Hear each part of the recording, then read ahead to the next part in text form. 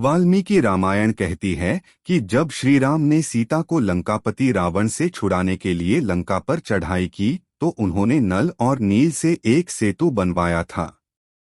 इस सेतु को बनाने वानर सेना ने नल और नील की मदद की थी। इस सेतु को पानी में तैरने वाले पत्थरों का इस्तेमाल कर बनाया गया था। इन पत्थरों को किसी दूसरी जगह से लाया गया था। कई विशेषज्ञों का मानना है कि इस सेतु में ज्वालामुखी के प्यूमाइस स्टोन का इस्तेमाल किया गया था क्योंकि ये डूबते नहीं हैं।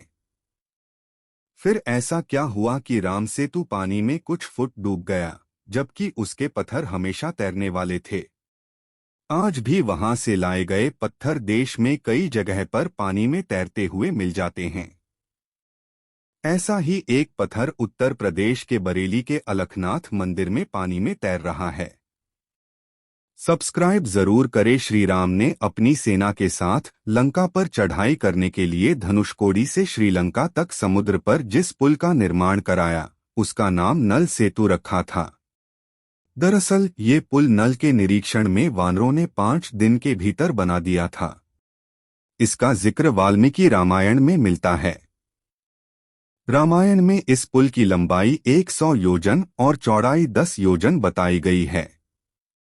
गीता प्रेस गोरखपुर से प्रकाशित श्रीमद् वाल्मीकि रामायण तथा सुखसागर में वर्णन है कि श्री राम ने सेतु का नाम नल सेतु रखा। महाभारत में भी श्री राम के नल सेतु का जिक्र आया है। धनुषकोडी को ही क्यों चुना गया?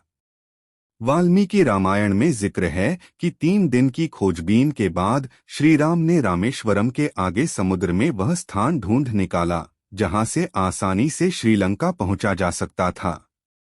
उन्होंने नल और नील की मदद से उस स्थान से लंका तक पुल बनाने को कहा। दरअसल धनुषकोडी ही भारत श्रीलंका के बीच ऐसी जगह है जहां समुद्र की गहराई नदी के बराबर है। धनुषकोडी भारत के तमिलनाडु के पूर्वी तट पर रामेश्वरम द्वीप के दक्षिणी किनारे पर एक गांव है। धनुषकोडी पंबन के दक्षिण पूर्व में है। धनुषकोडी श्रीलंका में तलैमन्नार से करीब 18 मील पश्चिम में है। इसका नाम धनुषकोडी इसलिए है कि यहां से श्रीलंका तक वानर सेना ने जो पुल बनाया था उसका आकार धनुष के जैसा है। इन सभी इलाकों को मन्नार समुद्री क्षेत्र के तहत माना जाता है।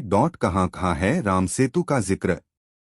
वाल्मीकि रामायण में कई प्रमाण हैं कि सेतु बनाने में उच्च तकनीक का इस्तेमाल किया गया था। कुछ वानर बड़े बड़े पर्वतों को यंत्रों की मदद से समुद्र तट पर ले आए थे। कुछ वानर 100 योजन लंबा सूत पकड़े हुए थे, यानी पुल के निर्माण में सूत का इस्तेमाल कई तरह से किया जा रहा था। कालिदास ने रघुवंश के 13वें सर्ग में राम के आकाश मार्ग से लौटने का वर्णन किया है। इस सर्ग में श्री राम का माता सीता को राम सेतु के बारे में बताने का वर्णन है।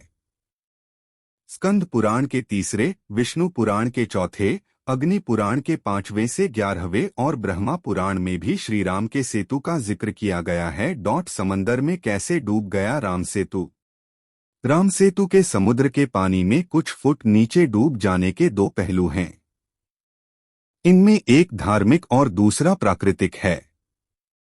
राम सेतु पर अब तक दुनिया भर के शोधकर्ता कई अध्ययन कर चुके हैं। कई शोध में कहा गया है कि 15वीं शताब्दी तक इस पुल पर चलकर रामेश्वरम से मन्नार द्वीप तक पहुंचा जा सकता था।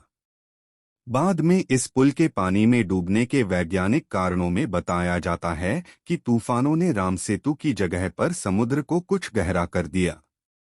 वहीं 1480 में चक्रवात के कारण ये पुल टूट गया।